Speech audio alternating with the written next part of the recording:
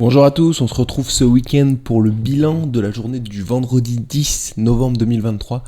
On commence avec les indices, le SP500 qui a cassé cette zone de résistance vendredi du coup, un peu à la surprise générale. C'est vrai qu'on avait une zone très dure ici, donc voilà, on l'a bien cassé franchement.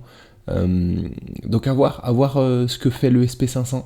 Là, on ne sait pas trop comment ça va réagir. Bon, on se doute qu'à un moment donné, après une hausse comme ça, de cette ampleur-là, on va finir par corriger. Est-ce qu'on va corriger ici? Est-ce qu'on va les corriger une fois qu'on sera un peu plus haut pour faire un pullback sur cette zone? On ne sait pas trop. Donc on va suivre ça en tout cas. Mais pour le moment, le SP500 nous laisse un petit peu dans une zone de où on sait pas trop ce qu'il va faire. En tout cas, moi de mon côté, je suis dans l'attente de voir ce qu'il nous dessine.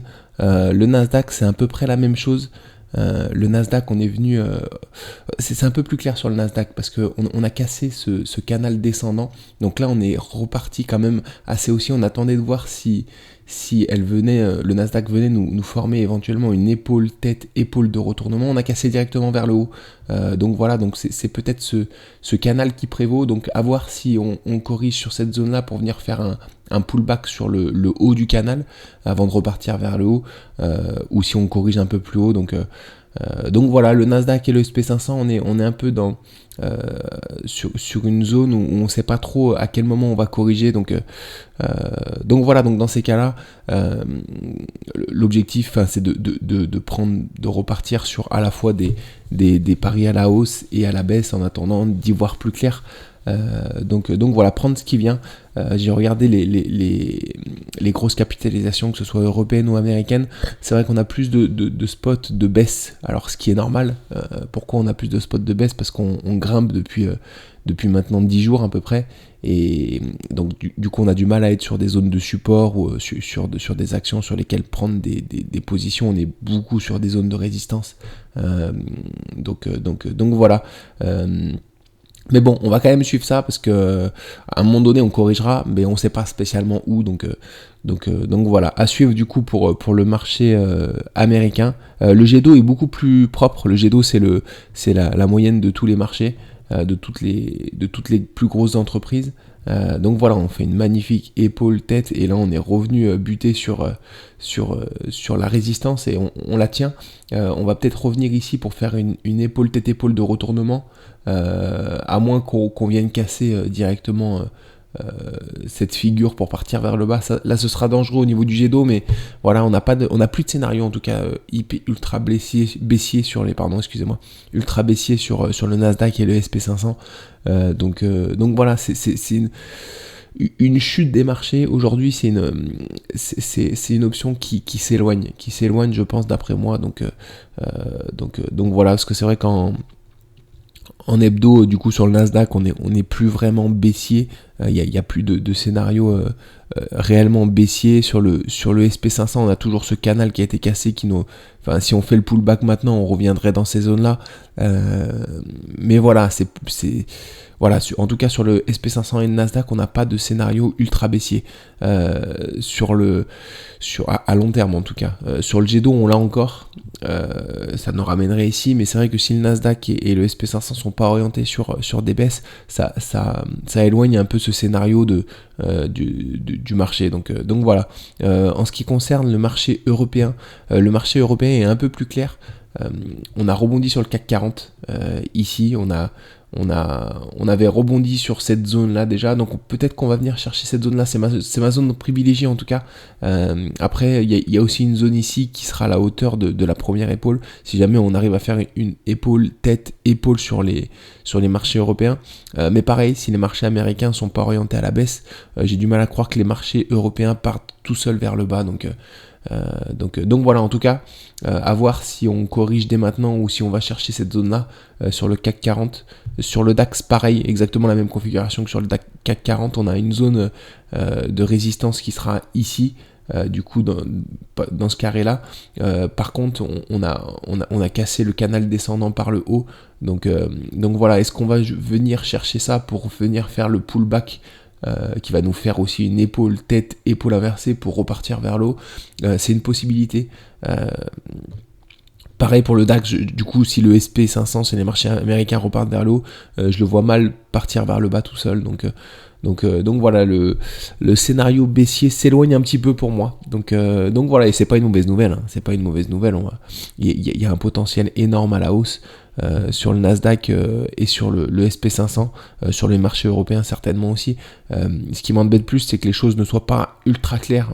On a quand même ce scénario qui plane au-dessus de nos têtes toujours, mais voilà, dans tous les cas, quand le scénario n'est pas clair, on passe à la fois sur des longues et sur des shorts en même temps en fonction de ce qui se présente, et on surveille les grosses capitalisations, ce qu'elles nous donnent. Donc voilà, pour le moment, comme je disais, il y a pas mal de shorts de possibles sur les grosses capitalisations, mais pas, il y a aussi quelques longues. Donc voilà, on va suivre ça en tout cas. Concernant un petit mot sur le Bitcoin, on a cassé cette zone de résistance là. On attend de voir comment ça se passe la semaine prochaine. Nico, je sais que vous avez fait une vidéo, donc voilà, en tout cas on a des zones d'investissement qui sont toujours un peu plus bas. Voilà, on met des ordres d'achat un peu plus bas si jamais vous avez encore des liquidités pour rentrer sur le Bitcoin. On n'ira peut-être pas chercher plus bas, et celui qui est tout en bas ici, et reste à voir, mais voilà, il faut garder des ordres d'achat pour les investisseurs pour continuer à renforcer vos positions sur le Bitcoin si jamais vous le voyez monter, et il faut savoir que le halving est dans un an, donc voilà, on a des chances dans les 2 ans qui arrivent de revenir au moins sur ces niveaux là, donc voilà, c'est une bonne chose de cumuler, et là il y a des zones d'achat qui sont intéressantes sur le Bitcoin. On passe du coup avec l'opportunité du jour. La perf du jour, pardon. La perf du jour, c'est Microsoft MST. Alors, MSFT, on était rentré en position ici. Là, du coup, on était à la fois sur le support d'un biseau. Je sais pas si on le voit bien ici. Voilà, je vais rapprocher. Voilà, il y a un biseau descendant ici. On était rentré ici. Il y avait un retournement au niveau du support. On était rentré ici aussi parce qu'on avait l'objectif de cet élargissement à angle droit qui avait été atteint, qui était ici, qui avait été parfaitement atteint. Donc voilà, on a plus le retournement. Donc on est rentré en position. On a calé un peu sur la résistance oblique ici. Et on est reparti fortement vers le haut ensuite. Là, on a cassé hier le plus haut historique sur Microsoft. C'est quand même... Alors quand on rentre en position, on espère que suivre la tendance et que ça parte. Donc là, on est content, on est sur du R3. Au-delà du R3, on a mis notre stop loss ici. Mais c'est vrai que c'est des performances qui sont assez surprenantes sur une grosse capitalisation. Surtout, vous imaginez pas le nombre d'argent qu'il faut mettre pour faire bondir le cours de Microsoft comme ça pendant 2 semaines. Voilà, ça arrive très rarement. Donc voilà, ça arrivait un peu après le Covid, c'est arrivé avant la fin de la correction. Donc voilà, à un moment donné, il faudra corriger ces mouvements-là. Donc voilà. Mais bon, on est content, nous, on est dans le train.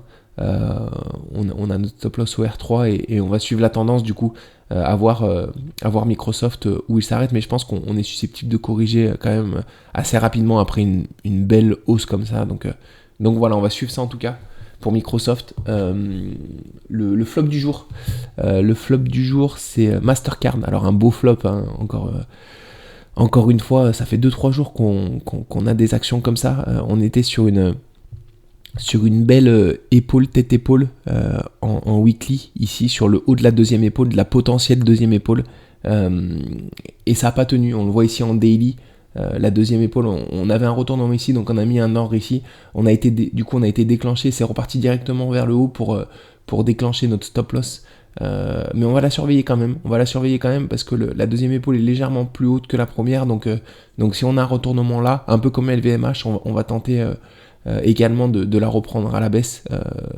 Donc voilà, à surveiller Mastercard en tout cas, au moins jusqu'à ce niveau-là. Voilà, si on trouve un retournement. Après, si on part vers le haut, l'épaule tête-épaule s'éloignera du coup. Donc voilà, on la laissera filer vers le haut et on verra si on a des spots d'entrée en position haussière sur Mastercard. Donc voilà pour Mastercard. Pour l'opportunité de lundi, Airbus qui est intéressante. On avait alors vous voyez là, on avait un magnifique biseau ascendant qu'on a cassé par le bas ici. On était venu faire un magnifique pullback. Et puis on est reparti vers le bas. Les objectifs principaux des biseaux ascendants, c'est ici, hein, c'est la base du biseau. Mais on les remplit seulement 63% du temps. Donc 2 fois sur 3, ce qui est important, mais pas énorme. Et pas aussi énorme que ça pour les figures chartistes en général en tout cas. Et là on arrive du coup sur une zone de support. Ici sur une première zone de support sur la zone à privilégier avant celle-là pour prendre des bénéfices. Donc voilà, on a bien rebondi là-dessus, on a fait un triple bottom ici et on est venu casser par le haut la ligne de coup ici et on vient faire un pullback. Donc là sur le pullback on a un retournement, donc on va essayer de la prendre. Les objectifs sont les plus hauts historiques, donc voilà, il y a une belle opportunité, sachant que les objectifs sont au R2, donc on aura le temps de sécuriser la position si jamais on part vers le haut. Donc voilà, c'est une possibilité sur Airbus qui est assez haussière et qui a bien tenu durant la correction, malgré le biseau descendant qui a été cassé par le bas. Elle a bien tenu, donc voilà, on va la suivre. Et puis le spot du coup de short, c'est Total Energy qui est très haussier. Alors c'est pas le spot le plus évident parce que on évite de shorter les actions qui sont très haussières comme ça, mais là il y a quelque chose d'intéressant sur Total Energy. Il y a un mouvement qui s'essouffle en daily. Sur le haut on voit un biseau ascendant qui a pris forme. On l'a cassé par le bas, on est venu faire le pullback ici, on a un retournement en 1 heure ici. Donc voilà, si on casse par le bas, les objectifs principaux sont ici autour du R2,5. Donc voilà, on va s'exposer sur ce trade là, sur Total Energy. Donc voilà, peut-être qu'on aura un retournement sur cette action. Mais voilà, en tout cas, il y a un essoufflement aussi, donc on va en profiter pour essayer de prendre un peu de sous sur Total Energy si jamais on est déclenché vers le bas. Après, si ça repart vers le haut, on sera pas déclenché, donc pas de souci. Mais c'est vrai que là, il y a un beau spot, un beau pullback. Donc il y a quelque chose à faire, je pense, sur Total Energy. On va suivre ça en tout cas. Et puis on se retrouve du coup, nous, mardi matin pour le bilan de la journée de lundi. Excellent week-end à tous, à très vite.